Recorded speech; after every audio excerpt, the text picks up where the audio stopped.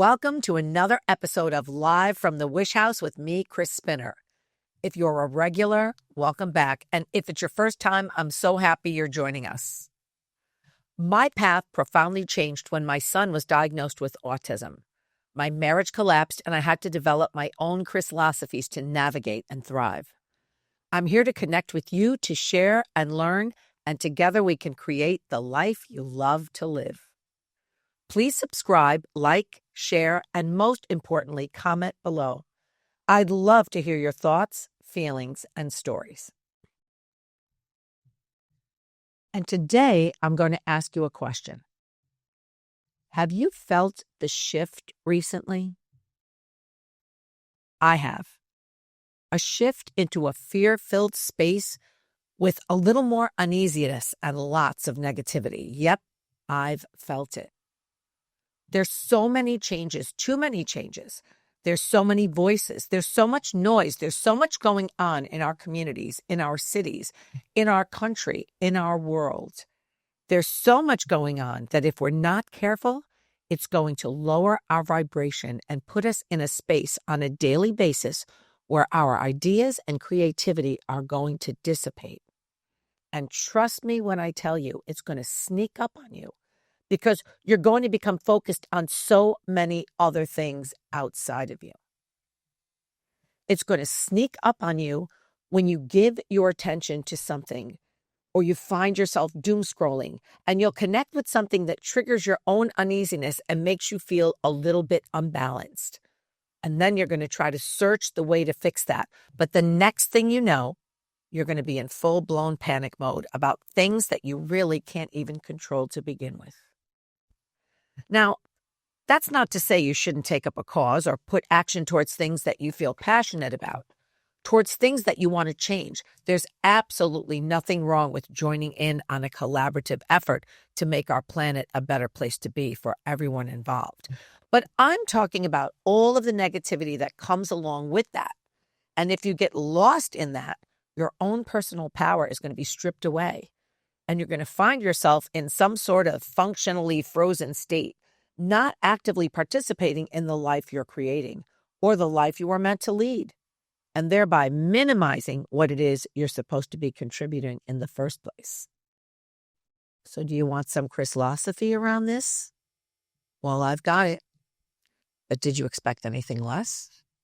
Today, I'm going to give you 3 practical ideas, 3 tips that can be done in under 3 minutes, because let's face it, who has the time to really be concentrating on long and drawn out programmatic steps to help you manage your day better? Now, again, that's not to say you shouldn't delve into a higher practice. Maybe you love yoga or exercise classes. Maybe you like to take serious time to meditate or enjoy programming that rejuvenates you and keeps you in that creative space. There are so many ways to approach it, but you didn't come to me to find out those kind of recommendations. You came to me for straight up ordinary enlightenment. Easy peasy ways to add a little more mindfulness to your day. So you've knocked on the door to the Wish House, and that's absolutely the right place to be. I like to call my tried and true method the 3 M's, like M&M's, except it's 3 M's. So it would be M&M. And the 3 M's stand for move, meditate, and marvel. And I put those 3 words into practice every morning, and you should too. And they're absolutely doable and 100% tailorable. I'm going to tell you the way I do it, and then you can tailor it to fit you. Now, before we get into move, the first M, I want to let you know that when I give you an idea, it's not only doable for you in your solitude or in your singleness, if that's who you are, but these are manageable for anyone. The mom and dad who's got 3 kids to get ready for the day, or the person that needs to get up a little extra earlier to walk the dog. It's doable, it's tailorable, so let's get to it. Another question: what do we do the first thing in the morning when we wake up? I'm afraid to say most of us grab our phones. Most of us have our alarm on our phone, so the phone is in our hand the minute we rise. And it's so hard not to turn off that alarm and hit an app to see what's happened while we slept, or go to Facebook, or check your TikTok, or a news site that you often frequent. See, we're starting the day with the outside world inside before we even get out of bed. No. That needs to stop. We have to stop inviting that frenzy into our mind at that crucial moment. So what's the first thing we're going to do? We're going to take a moment. We're going to move. We're going to stretch right then and there. We're going to stretch our legs. We're going to stretch our arms. We're going to move our neck just a little bit. We can stretch our fingers, but only for 60 seconds, 1 minute. And when you set 1 minute as your time limit, you're telling your mind that you have 60 seconds or less to accomplish a first step. And your mind is going to say, well, what's 30 or 60 seconds to stretch? I can do that. And you can. 1 minute to stretch right in your own bed. Now, here's the part that's tailorable. You can do a full-blown stretching exercise for 1 minute, or you can sit on the edge of your bed and do that, or you can stand up and do that. What do you prefer? Do that. And as you move forward, you may find such joy in that little opening sequence that you pump it up to 2 or 3 minutes on your own. But that's not the goal. I'm just telling you that you can make it any way you choose. I'm giving you the one easy peasy minute per M. Not daunting. So here's what I actually do. I stay in my bed and I give myself a good stretch. And I feel great when I get out of my bed that my body has been attended to. It's kind of a subconscious affirmation that I'm alive. I acknowledge myself. I acknowledge the physicality of who I am. I acknowledge that I exist, that I physically exist, and I feel whole in that. Even if for a minute, I've given myself that gift of space and that movement without all the noise. Next, on to M for meditate. In 1 minute, you're asking, what can we do? Well, I'm going to throw the question to you. What do you like to do when it comes to a moment of meditation? You could remain in bed for that next minute. Maybe you like to just close your eyes and let your mind wander in stillness. It's always an amazing thing to start the day with some gratefulness. How about 1 minute of closing your eyes and thinking about all the things you're grateful for? Or maybe you set a limit, 3 things you're grateful for. But really think about those 3 things.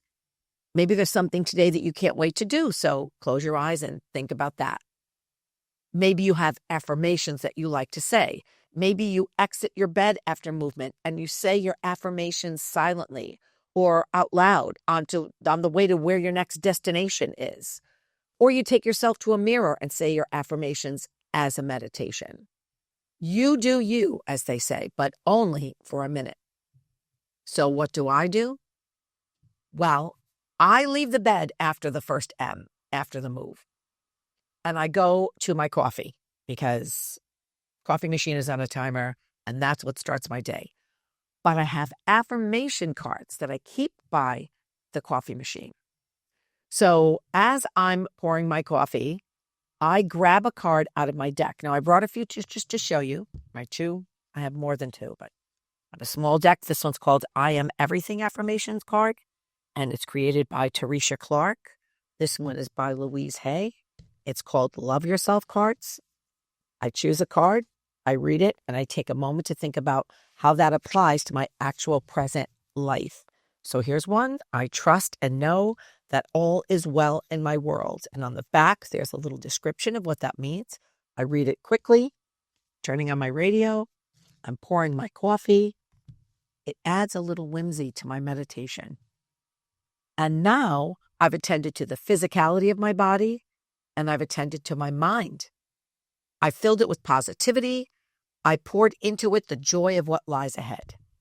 I have affirmed who I am and given myself a quick pat on the back, a quick sip of self-love. And in 2 minutes, I've surrounded myself with all of that deliciousness. And you see how it doesn't matter if you have 3 kids to get up or a dog to feed. You can spare that minute to stretch, and then you can get up, and when you're on your way and you're saying their names to get them out of bed and being grateful for their presence in your life, you've done that meditation. It's an easy thing to do. It's such an easy way for you to create what works for you. And so far, you haven't looked at the phone. You haven't heard the news, and you haven't been bombarded. You're giving yourself a coat of armor for the day, and you don't even know it. And now it's time for number 3. And the last one is my favorite. Marvel. You've taken care of your body and your mind, and now it's time to take care of the outside world. You're going to put yourself in the outside world, but not the one with all the noise, not the one with all the uncomfortable, panic, stress-filled, fear-laden stuff that is to come. I mean, just the word marvel gives you that piece of excitement you're going to need and want to start your day. So what are you going to marvel at? It's got to be something outside your window. We're not going to marvel at your new couch or how lucky you are that your TV is 65 inches long. We must marvel at something that is outside, preferably a piece of nature. But that's not always the case when we open our blinds. So I'm going to give you a couple of quick examples of marveling. Now, let me remind you, you've taken a minute to stretch, you've done your minute of mindfulness, and now you walk over to the window. And when we open the blinds, we pause and we look and we find something, a bird, a leaf on the tree, the cozy quiet of falling rain, the frenzied fall of the snow that is outside of your window, the sunny, positive summer day that you see. We're going to marvel. We're not going to talk. We're going to look and we're going to marvel at something that we had absolutely no part in creating. We're not responsible for it. It's something given to us. It's something we can see. It's something we can inhale. It's something we can appreciate, and we can appreciate it in under 60 seconds. Don't have a natural landscape when you open your blinds in your 11th floor apartment in New York City? Well, you can marvel at the amazing skyscraper that's standing tall and has been standing tall for over 50 years. Marvel at that. Marvel at the clouds that are passing by the tip of that skyscraper. Marvel at the fact that so many people below your window are bustling about and live in that city and are able to travel to work in an underground subway. Now, what about getting the kids out the door? So why not change it up? Don't do it in silence. Turn the marveling into a game. Why not say to the kids, let's marvel together. Let's throw open the blinds and see something and say something. I see a bird. I see the sun. A 30-second game you can play with your kids. You can do it on your way to the breakfast table, but you must marvel. You must feel excited that you're surrounded by things to marvel at. See, you pushed yourself out into the world, but not the scary world. Not the world with all of its sham and drudgery, as they say. Not into the anger, not into the grief, and not into the fear. And so far, your body's felt amazing. Your mind has been filled with great possibility, and you're marveling at what's around you. And that's armor, my friend. That's protection. That's the invisible security system that you have mindfully purchased to keep yourself safe from everything that's out in the cold, cruel world. And now that you've done that, if you really need to, you can turn on your news and you can access some reality. Even the part that's not so pleasant if you want to. But you may not want to. After that 3 minutes of quickly infused joy, you may not want to wade into the shark-infested water right yet. But if you must, I guarantee it's not going to feel as abrasive right off the bat as it has been feeling. The more you do these 3 things, the more you're setting yourself up for emotional success as the day goes forward. It's like anything. The more you do of it, the more it sticks to you. The more you do of it and the more you enjoy what you get from it, you'll want to extend it. Finding a way to turn the 3 minutes into 6 or the 6 minutes into 12. Or you might want to implement these 3 quick and easy activities into your midday, into your afternoon. Not required, just letting you know what could happen, letting you know what may happen. And you're becoming conscious of the fact that it's not all collapsing around you. You're going to feel more empowered because you have tended to yourself. You have acknowledged that you're in charge of what you want to consume. You're in charge of what you want to hear and how you want to react to it. And the more balance we can put into our lives, the more we become logical about what we can help with and what we can't control. And coming to the conclusion that we are not 100% in control is very freeing. And I know it doesn't always feel that way at first because we want to control the hows, the whens, the whys, the wheres of living. We want to control our workplace. We want to control the environment we live in. We want to control the way people think about the way the government should run. We want to control what's happening in our schools. We want to control what's happening in our town. We want to control the path our children are taking. But at the end of the day, we don't have control. Anything can happen at any time. And you know me, I think more positive occurs than negative. But with the 3 M's, you're giving yourself the idea the minute you wake. You're giving yourself the idea and much better chance at staying positive and keeping your vibrations high.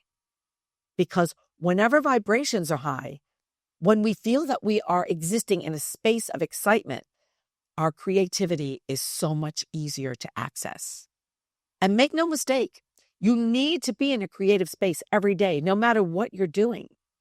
Creativity is not limited to people that we've actually labeled creative artists or musicians, writers, or designers. No, creativity applies to us all. You are creating each day either in the pursuit of something you want or as we fulfill our obligations. And both are valid. Getting the job done at your work, taking care of children, even receiving treatment for an illness we are experiencing, we are creating every moment of our day. And there's only 2 ways to show up in our lives. One would be with a positive mindset, and one would be with a negative mindset. The choice is yours. And the 3 M's are a great way to begin. So start your 3M routine tomorrow and let me know how it's working for you. I'd love to hear what you're doing with it. I'm Chris Spinner, and I can't wait for you to come knocking on the door of the Wish House next time.